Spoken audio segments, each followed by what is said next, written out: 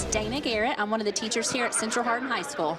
All right, so tell me about what's going on here this evening. So this is our third Central celebration. So it is our exhibition night where students display the work that they have created throughout the school year. So this is something that we just started last year. We really like it because, again, it's a great way for students to show off their work, but then also for families to see what their students have been up to. So the way that it works is we have about 20 stations that cover math, science, social studies, English, FCA or FCCLA, ag, all the things, to where you stop by each station, you get to check out some work by students. They talk about what they've done, what they've learned. You can interact with a lot of it. There's board games, there's math problems. You get a stamp, and at the end you'll turn your passport in and you'll be eligible to win some prizes. All right. Anything else? That's it. It's a great event, and again, we do it twice a year, maybe three going forward, so it's something that we encourage the community to come out to be a part of the next time we have one. Yeah. I am Josiah Castanier. I am an 11th grader here at Central Hardin High School. And tell me about this demonstration you've got here tonight. So this is our St. Baldrick's Awareness Station. It is a cancer fundraiser that we're doing here at Central. We have 3 teachers here who have all bravely decided to come up and say, I will wear a wig or shave my head if I'm voted the highest by cash donations. So we're just here creating awareness and letting people know what we're all about. So you're collecting donations, monetary donations, I assume? Yes, sir. Where do they go somewhere after you've collected them? They'll go to St. Baldrick's for the cancer research. Sorry. What is St. Baldrick's? Is that It's a hospital with cancer research.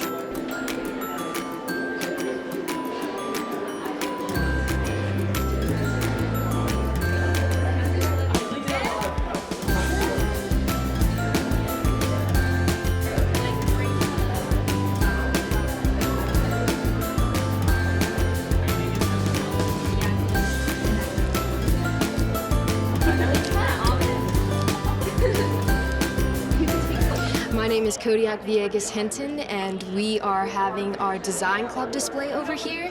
We have both physical and digital art along here, and you can as well buy zines and prints from me and another member in the design club. So they're for purchase then? Yes, if you would like to. Is there some place that money goes to after you sell things? Or? Well, some of it will be going for supplies for Design Club, and also like what we can get, like resources and stuff for the club. Since it is still relatively new, this also goes along with our graphics design pathway. So, yeah.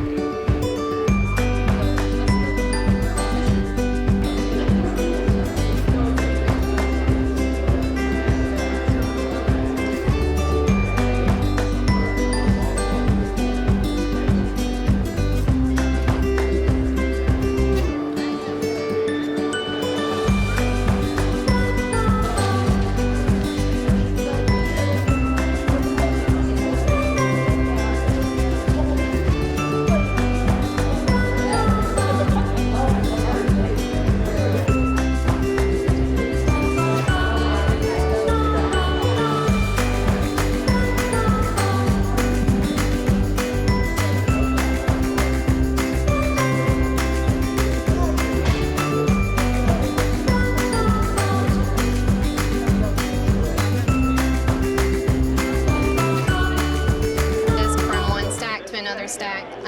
You can only move one disc at a time, and you can't put a bigger one on top of a smaller one. So I use it just as a game to get kids interested to get started, and they look for patterns in the numbers that they find, and then we use those patterns to develop an exponential equation. Perfect.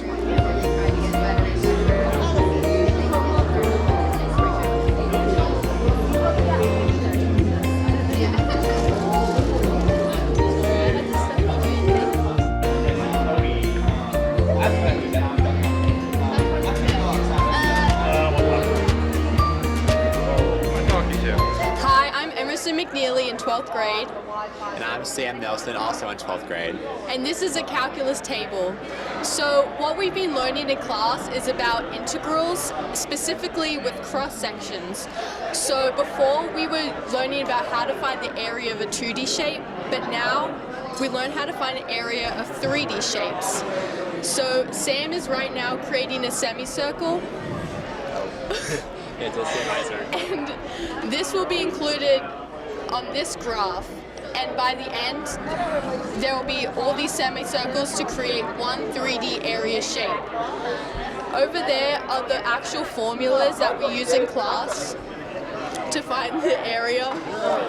And this is kind of like a visual representation to show us how it will be created.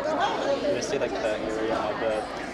So the area of the semicircle is pi over 8, and then the integral of f of x minus g of x. So that's the base. The top.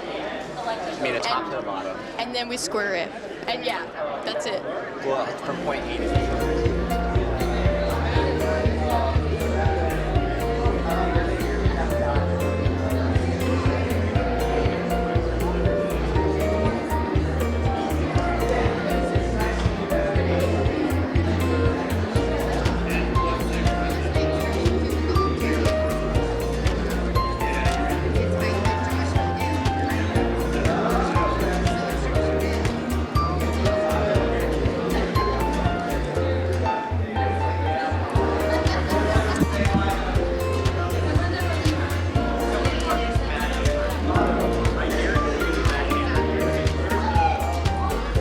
My name's Phil Olson. I'm the math teacher at Bruin Academy. I teach algebra honors and geometry honors. What the students are doing here is from algebra. They made a jigsaw puzzle using basic factoring, where your coefficient is 1, and it's more of a review puzzle where you have your problems and your answers having to match up. And if you do not have the answer of the problem, then you know that that is along the outside edge. So it's a bunch of triangles that are making a bigger triangle. How are they doing so far? We're doing all right. We have some older kids here, so they've seen the factoring before. It's just a matter of matching up all of the pieces together to make the big triangle. Of course, I had freshmen doing it, so there might be some mistakes on there, but they're doing the best they can with it.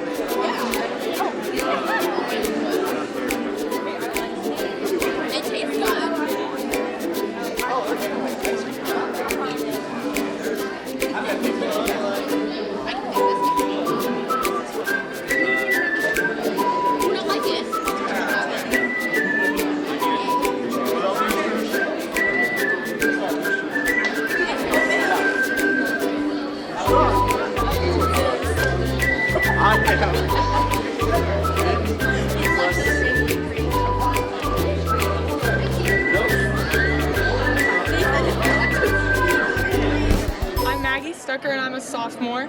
I'm Jayla Cook, and I'm also a sophomore. And at this table, you are seeing the board games that civic students made to play with elementary school kids.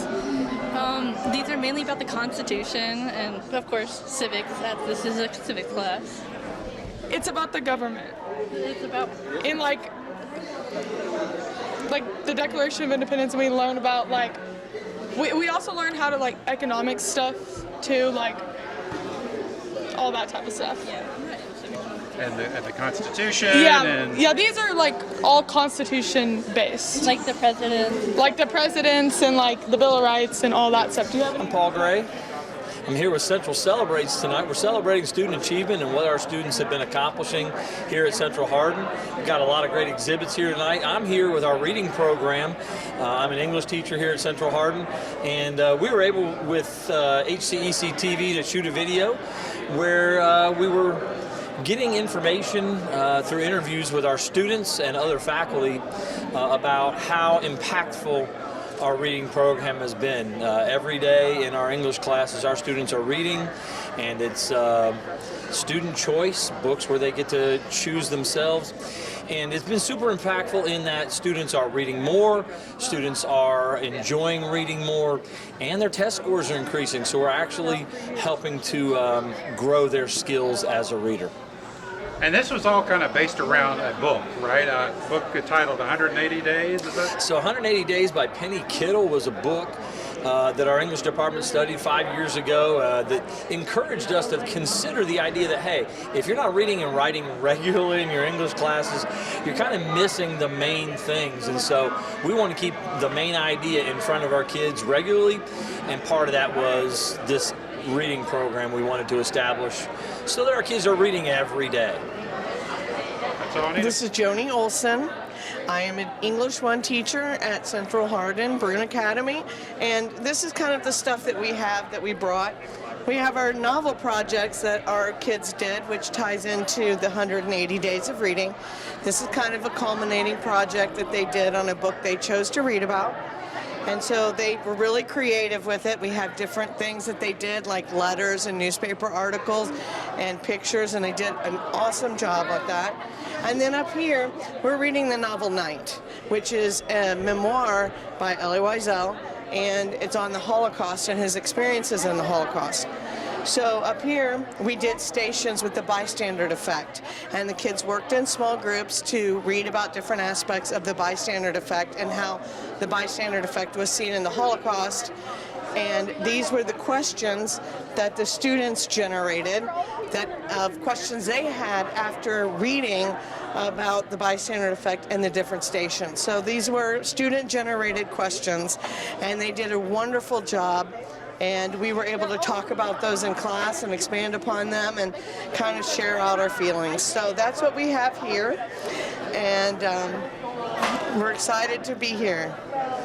So you mentioned bystander effect, but what is it? Bystander effect was really labeled earlier before the Holocaust, but it's when people see something bad happening and they choose not to get involved.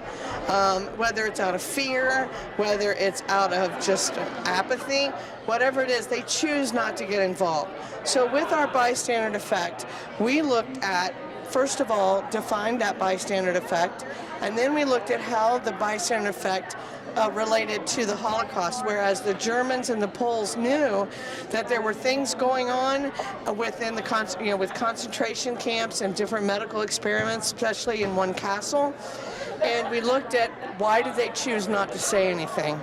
Why did they continue to let that happen and just pretend like it wasn't happening or accepted what they were told was going on when they knew that wasn't what was going on?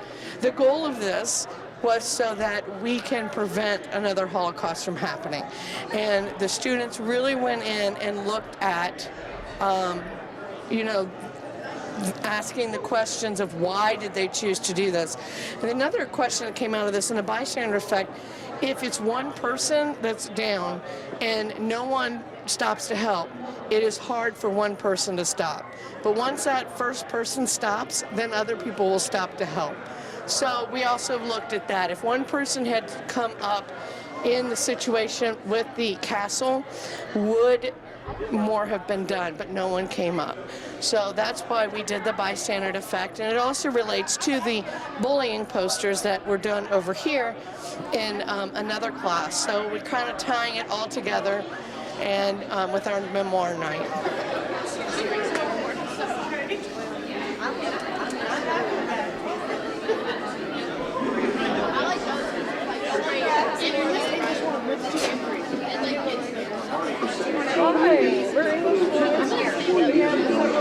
I'm Carissa Argetta.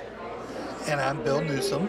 And we teach English 2 here at Central Hardin High School. And we teach literary analysis using horror and suspense. And the kids, they produce their own horror films or their own short stories or an infographic about what makes good horror. And it's been great doing this assignment the last couple of years. We've had students who have been just so creative beyond what we could imagine. I mean, they film the videos with creative stories. They go back and they edit them with title sequences and sound effects, and they just get so creative.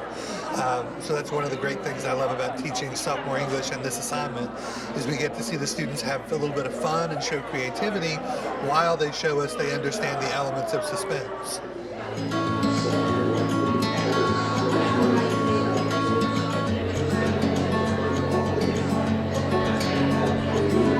I'll probably do.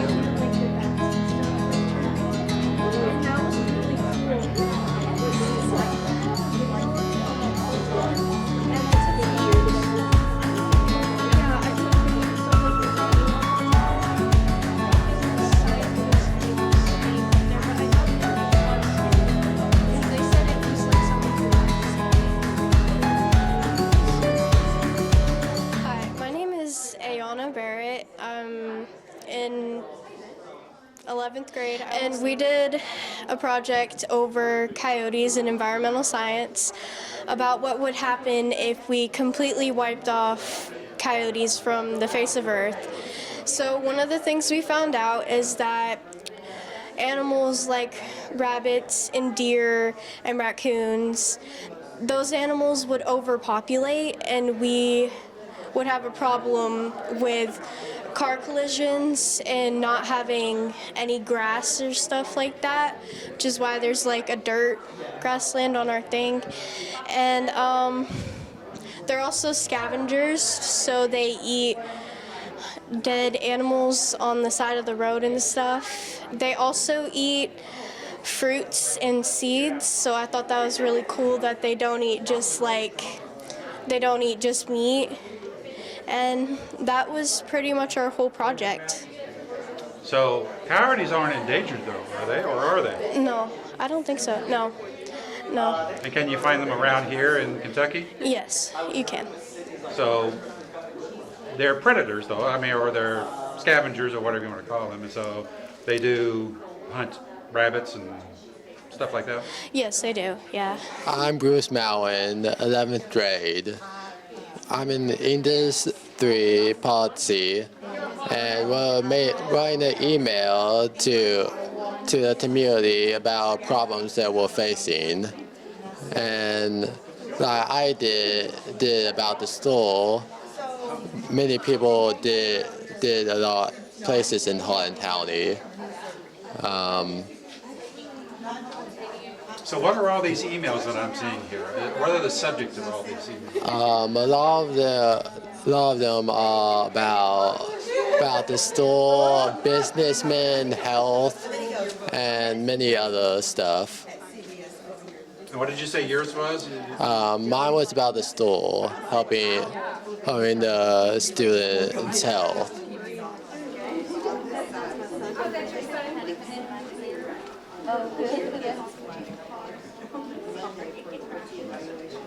So who am I speaking with? I'm Sophia Haycraft. I'm a junior. All right, so your demonstration or your display here is about U.S. history. Yes. What are you talking about? So mainly we're talking about our project we did for the Great Society. My group we went into the nursing homes to go and give cards to people in there, because our group felt like that when people get put into nursing homes that they kind of get forgot about. So we thought that would help our community into showing that the people in the nursing homes do still need to be thought of, and that they need to be appreciated just like everybody else. And probably a lot of veterans also Yes. in the nursing homes. Yes. And of course they have done tremendous things for this country. Yes.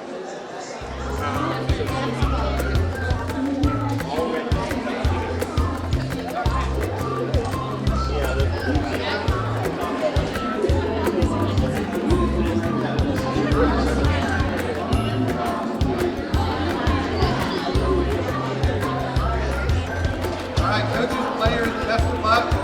Here we go with toss-up number 1. Born in the dressing room of theater in Rome,